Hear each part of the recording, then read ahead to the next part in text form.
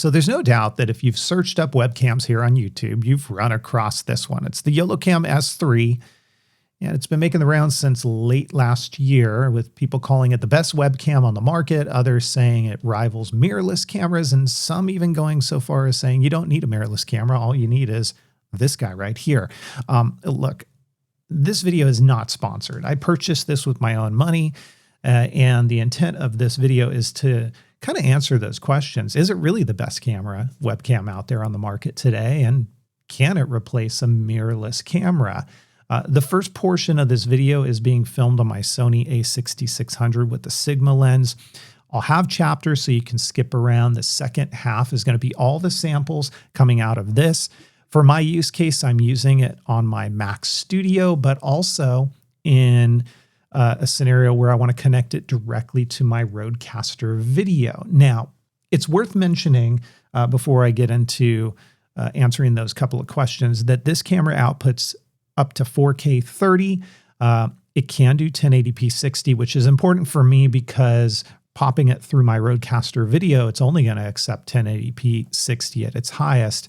I will say there is a substantial crop when you move into 1080p 60, and definitely a degradation in low light performance as well as quality, which you'll see in a moment here. The other thing I'll mention about this is it's built like a tank, and this is really the only kind of hardware piece I'm going to talk about. This is like an aluminum or a metal body. It only has a USB-C port on the back. It's a fixed lens. There's no microphone. It can attach magnetically.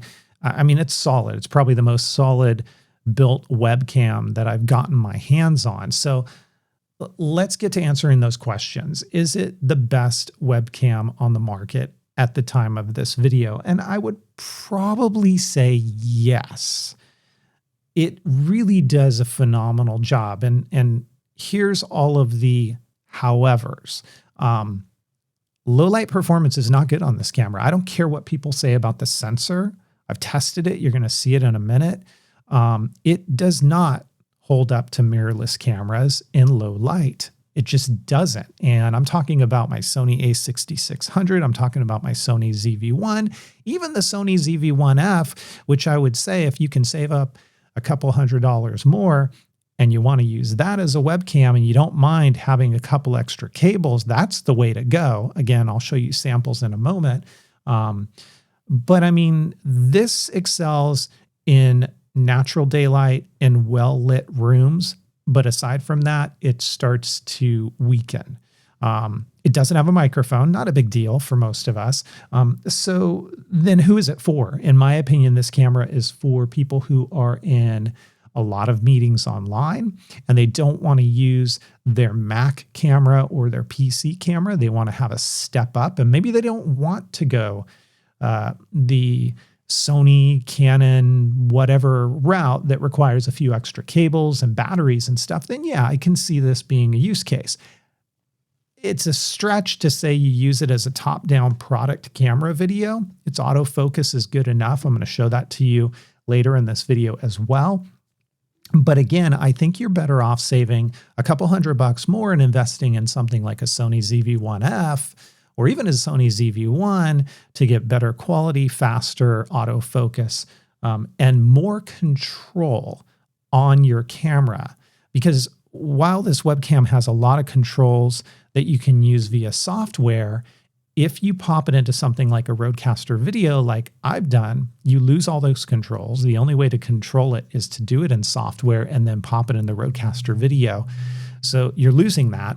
But if you're on a PC or a Mac and you have to control this camera, then you have to use their software. I don't find it totally reliable. Their software, when I've opened it up, changed settings, come back to it later, it looks different. So I don't know what they're doing there in their software, but sometimes it seems brighter than not.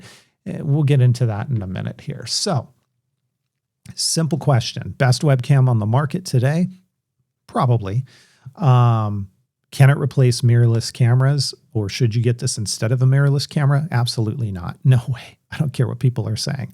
Too many tweaks you have to do. You can't do them on the camera itself. It has to be done through software. And unless you really just want one cable, This is not the way to go to replace a mirrorless camera. That's my 2 cents. As a result, I'm returning it. I'm not keeping it. It's not good enough for me, and it also doesn't fit into my workflow. So there you have it. Now we're going to move into the actual sample so you can see what I'm talking about.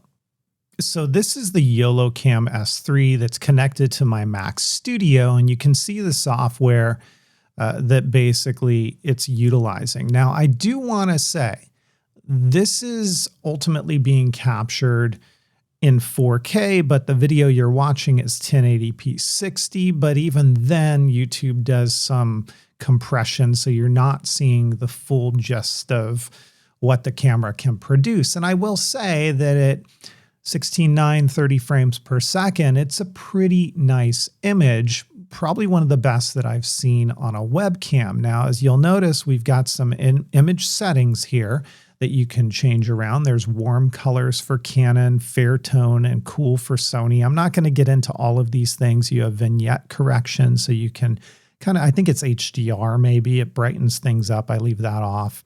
You can adjust all of these things here. And like I say, I mean, this is something that's really cool to be able to do. And let's go ahead and do this. I want to pull in the auto tracking capability. So if it's on my face, it's going to move around like you see here.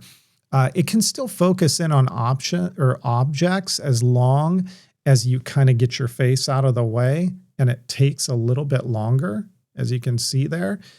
If I turn that off and I go into, let's say, AFC, then notice the box right here. That's where if I put things in that general area, they're going to snap into focus. And I find that that works pretty well. As you'll notice right there, if I pull in a small object like this old Disney Infinity figure, again, you can see it works pretty well.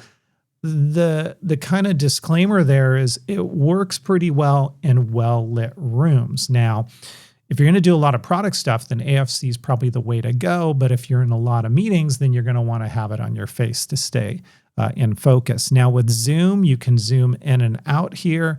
I'm not going to do that here. This AI parameter, I'm not even going to show it to you. In my opinion, it's not good. It takes a snapshot of you, presents 3 different images, says pick the one that looks best to you. Then it refines it again. I've never seen it get the colors and the exposure right, so I don't even use it. Speaking of exposure, you can move it into auto or manual, anti-flicker, and you can add your exposure value to be negative, so you can darken things up or you can brighten things up from there. I leave it on auto because the environment changes if I open up the windows and things like that, but you can see if I turn it into manual, wow, we just went crazy. That was not good. So we definitely need to adjust this, not that way, but this way. And you can see that I can adjust things manually, my shutter speed, all of those sorts of things, but I'm going to leave it on auto here. Your white balance, same thing, auto or manual. Now, here's the thing. On the Mac, they don't have their color correction software that they've got on the PC. So on the PC, you're going to have more options available to you to color correct your footage on the fly. They say it's coming soon to Mac. Now, here's what I want to show you. When I change this to 60 frames per second, it's going to pop the camera into 1080p. There is a substantial crop. Look at these areas around here. Look at my little Wally in the corner back here. Look at my speaker over here. Watch how that crops in. So I'm much closer now, especially up here, down here, and to the sides. We'll do that again. Let me go ahead and go to 30 frames, which is going to pop it back into 4K. I see much more of a crop at the top and the bottom. If you notice the side, it crops out this whole table here. If you notice the Magnus writing here for my desk, it's going to crop that out. So let's go ahead and do that again.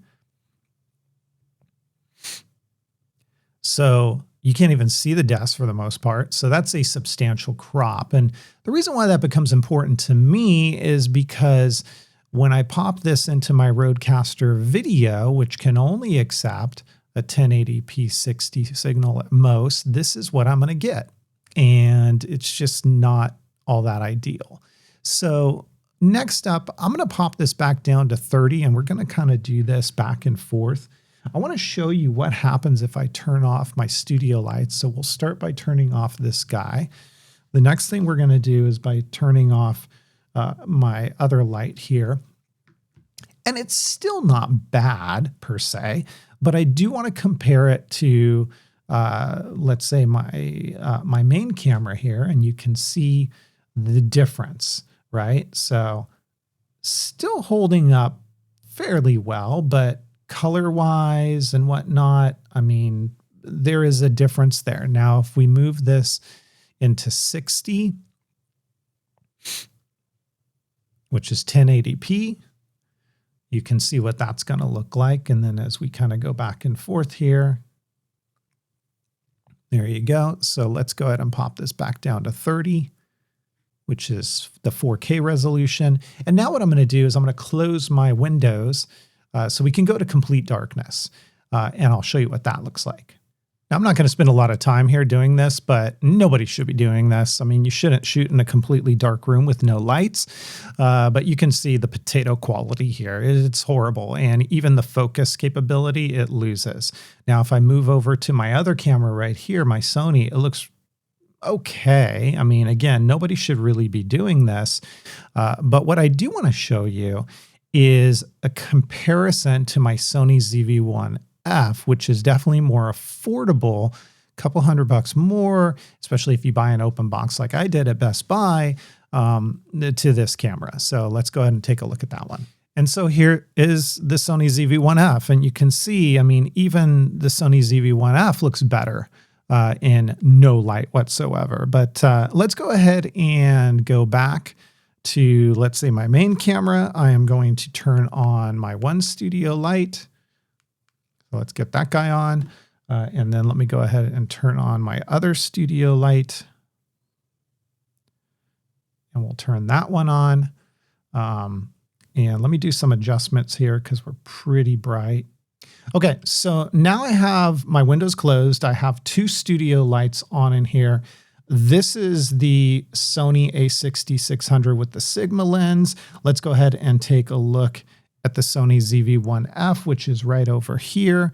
And then let's take a look at the Yolocam. And you can see it's not that great. I mean, of course, I can come in here and I can make some exposure adjustments if I needed to. So if I come in and let's pop up the ISO,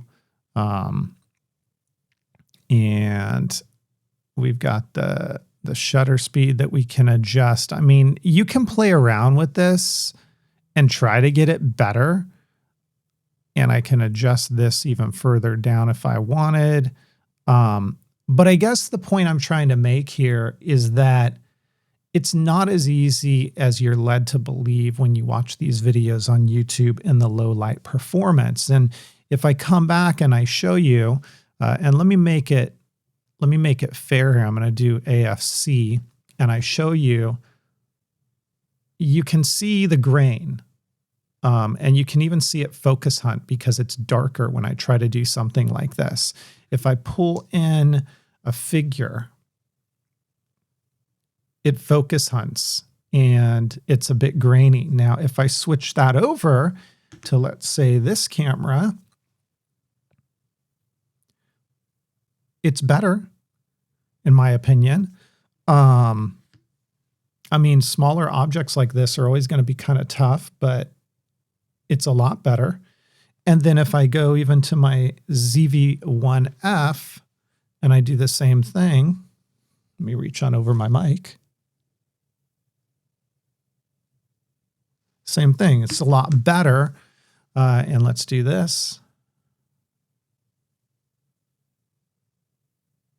So, I mean, ultimately, this is the point that I'm trying to make here, is that the Yolocam is not a bad camera in good lighted scenarios, but when you get into minimal lighting, it struggles. And unless you want to play around with it a lot and really mess with the settings over and over again, it just doesn't really hold up to, let's say, Sony a6600, or this is my case, spend a couple $100 more, buy the Sony ZV-1F, and you get a camera that you can adjust the settings on it. And I mean, granted, the ZV-1F is severely hampered by the fact that it really excels as a webcam. I don't think it does a great job as too much else.